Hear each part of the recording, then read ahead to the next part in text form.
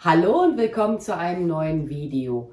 Heute werde ich euch mal zeigen, wie man aus diesen Gräsern selber eine Schale basteln kann. Bei meiner Schale aus Gräsern werde ich mit Bindedraht arbeiten. Alternativ könnt ihr aber auch eine Schnur verwenden. Dann benötigt ihr aber auf jeden Fall auch eine größere Nadel, um die Schnur später durchfädeln zu können. Also ab dem Moment, wo man das Ganze dann später miteinander befestigt. So, ich gucke jetzt mal, was ist hier nicht mehr biegsam. Das ist jetzt hier der Fall. Nehme mir jetzt mal meine Schnur und wickel das Ganze jetzt hier mal ordentlich stramm fest. Man könnte jetzt auch ein Gummiband verwenden, das bleibt jetzt hier erstmal jedem selbst überlassen. So, jetzt verwursteln wir das Ganze mal hier miteinander. Das muss ja nachher auch super stramm daran sitzen. Den Bindedraht lasse ich jetzt hier erst einmal noch dran. Nehme jetzt mal eine Schere hinzu, um das Ganze zu beschweren, weil das hier wird jetzt geflochten werden. Umso weniger Gräser ihr zum Flechten verwendet, umso filigraner wird das Ganze. Man könnte jetzt auch mehr nehmen, aber das bleibt jetzt hier auch wieder jedem selbst überlassen. Und schakka, auf geht's. Im Laufe des Flechtens nehme ich mir dann auch immer wieder Gräser hinzu. Das zeige ich euch gleich mal. Und umso mehr Mühe man sich letzten Endes gibt, umso schöner sollte das Ganze auch letzten Endes werden. Ja, und ich mache das jetzt auch nur deshalb mit dem Bindedraht, weil ich habe hier absolut keine große Nadel gefunden. Man kann auch eine Häkelnadel nehmen zum Durchfriemeln, aber ich werde das einfach mal mit dem Bindedraht machen. Ja, und dann halt peu à peu alles mal beieinander flechten. Ich hatte erst sogar noch darüber nachgedacht, einen Wasserfallzopf vielleicht auszuprobieren. Aber ich glaube, das wäre dann letzten Endes dann doch zu viel des Guten. So, jetzt nehme ich mir mal wieder ein paar Gräser hinzu. Ich habe hier auch so verschiedenste Gräser gesammelt. Und stecke mir das mal hier so dazwischen. Das nicht biegsame lasse ich wieder einfach hier hervorgucken. Ja, das kann man nachher einfach dann ganz entspannt abschneiden und flechte das weiter ein. Ich arbeite jetzt die ganze Zeit, oder was wollte ich jetzt sagen, wenn ich mir jetzt Material hinzunehme, dann werde ich hier immer auf der rechten Seite arbeiten, weil ich bin Rechtshänder. Ich werde jetzt kein Material auf dieser Seite hinzunehmen. Das ist dann für mich vom Greifen her ja irgendwo ein bisschen friemeliger. Pack das jetzt hier schon mal so wieder da drunter.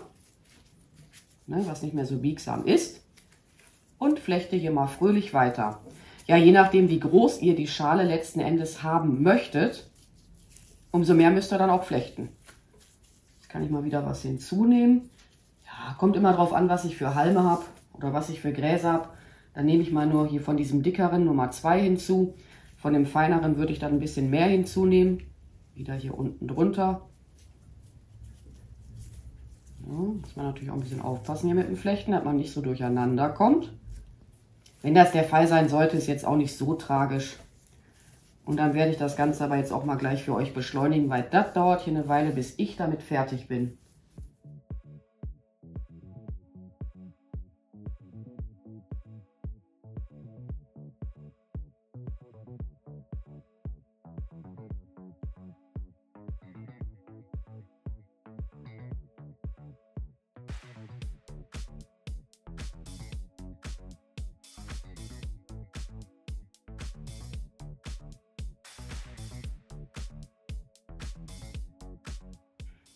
Ich zeige es euch jetzt noch einmal, wie ich die neuen Gräser hinzunehme.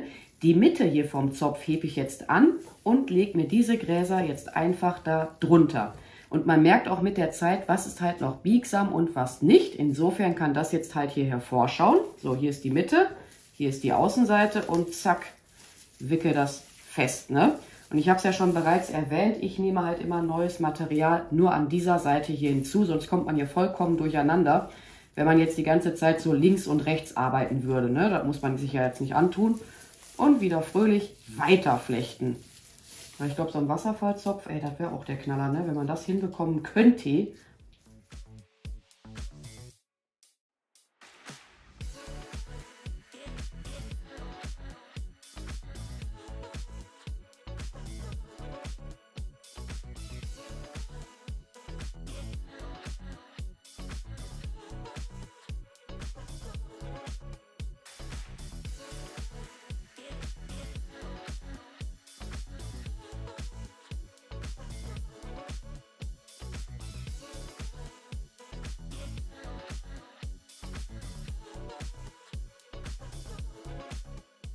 Ich habe das Ganze jetzt mal für euch ausgemessen. Mein Graszopf hat jetzt in meinem Fall eine Länge von in etwa 2,5 Metern.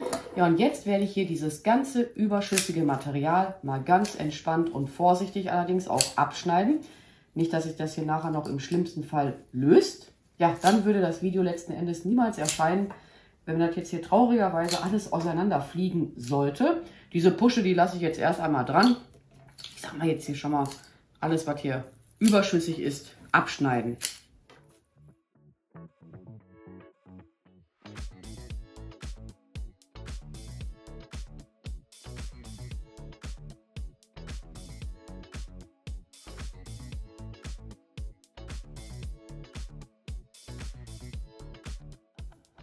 Ach, was ich euch noch sagen wollte, das Ende habe ich jetzt einfach nur ja, bis zum Schluss geflochten.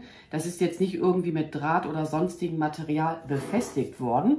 So, jetzt müssen wir das Ganze hier mal zu einer Schale ausformen. Das ist jetzt etwas ja, friemelig, sage ich mal letzten Endes. Ich glaube, den Bindedraht lasse ich noch einen Moment dran und ich wollte das hier auch bündig abschneiden. Das brauchen wir nicht. Das ist ja toll, wenn du eine Werkstatt hast, dann kannst du erstmal alles auf den Boden schmeißen sozusagen. Ich forme mir das jetzt hier schon mal aus. Mache mir hier so eine Art Schnecke daraus.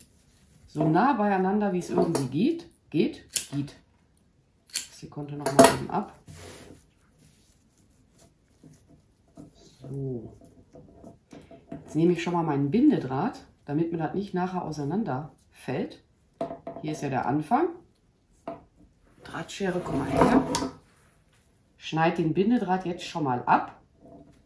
Zack. Und verfriere die beiden hier miteinander. Na, war gerade falsch rum. Na, willst du wohl? Aber so ist das schon mal ganz gut. Aneinander befestigt. So. Okay, und dann forme ich mir jetzt mal zunächst meine Schale aus. Ist jetzt eigentlich, als wenn man so eine Schnecke legen sollte. Passt nur ein bisschen auf den Draht auf. Nicht, dass ihr euch nachher verletzt. Erstmal so ausformen, wie ihr das gerne haben möchtet.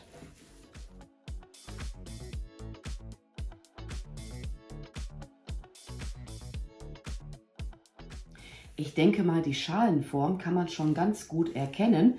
Allerdings benötige ich an dieser Stelle noch etwas Material und von daher wird noch ja, ein bisschen was eingeflochten werden.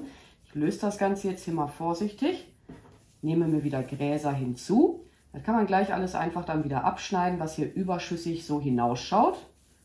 Zack, Mitte mal eben anheben.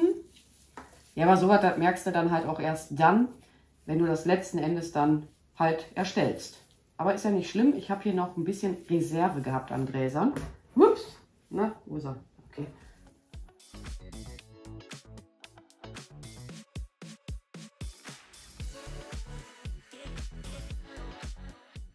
Das überschüssige Material, also an dieser Stelle, habe ich bereits abgeschnitten und dann werde ich mir mal die Schale wieder neu ausformen. Aber ich denke, im Nachhinein war das jetzt nicht verkehrt, den Zopf noch etwas zu verlängern. Dann sieht es nämlich hier an der Stelle auch gescheiter aus, als wenn ich da jetzt nichts eingearbeitet hätte im Nachhinein.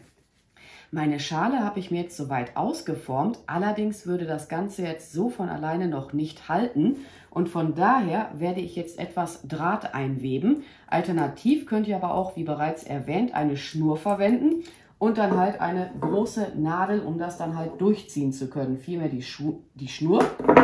So, der Draht ist jetzt, ja, hat jetzt eine ordentliche Länge und ihr fühlt auch, wo der Zopf letzten Endes entlang geht und wo ihr dann mit dem Draht durchstechen könnt. Immer bei dem Zopf peu à peu so durcharbeiten. So, ja, ihr werdet es jetzt nicht mehr sehen. Hier habe ich wieder einen Zopf. Dann gehe ich da auch mal durch. Ist jetzt ein bisschen friemelig, aber wie gesagt, ich hatte jetzt auch echt keine Nadel zur Verfügung. Irgendwo habe ich eine, die finde ich bestimmt morgen. Aber so geht es ja dann auch. Na, komm her, Draht. Komm, komm, komm. Das andere wäre jetzt wirklich etwas einfacher. Aber man muss halt auch mal improvisieren. Es dauert halt auch eine Weile, bis der Draht da mal durchgeht. Aber was soll's, ich habe ja Zeit.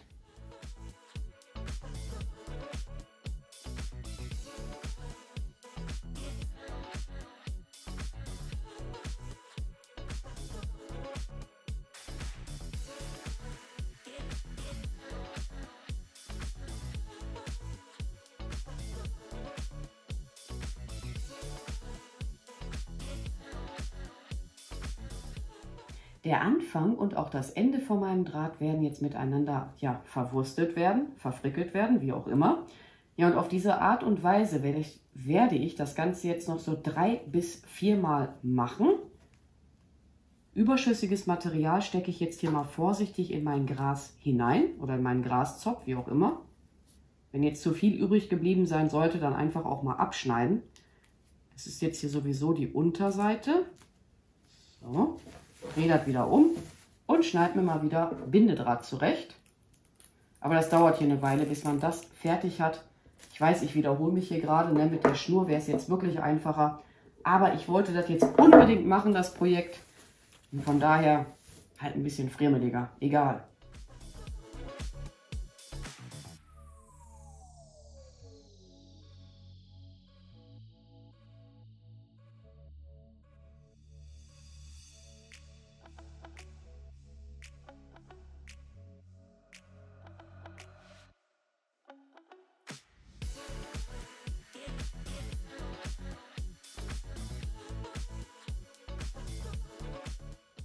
Meine Schale habe ich jetzt fast soweit fertig. Das Einzige, was ich jetzt noch machen werde, ist halt überschüssiges Material mal wieder abschneiden.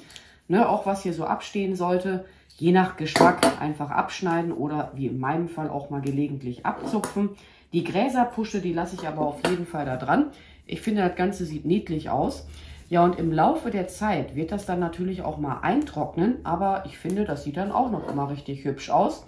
Ja, und als nächstes werde ich mir auch mal Gedanken machen, wie ich das Ganze überhaupt weiter dekorieren möchte. Ob ich da vielleicht Obst reinlegen werde oder was auch immer.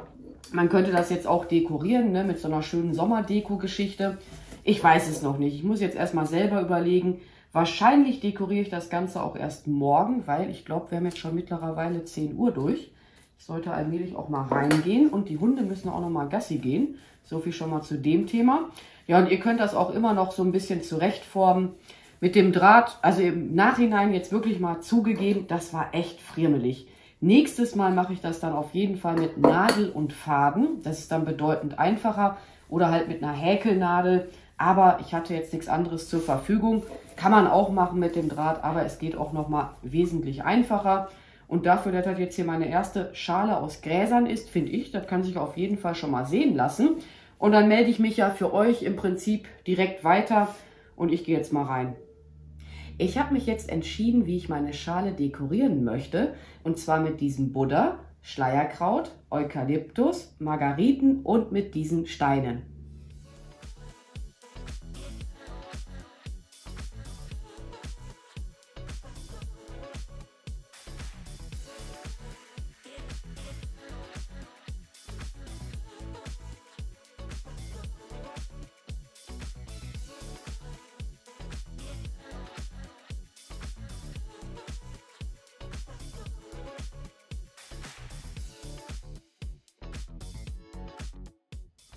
Noch mehr werde ich jetzt an meiner Schale nicht dekorieren. Ja, und im Laufe der Zeit wird das Gras dann halt auch eintrocknen.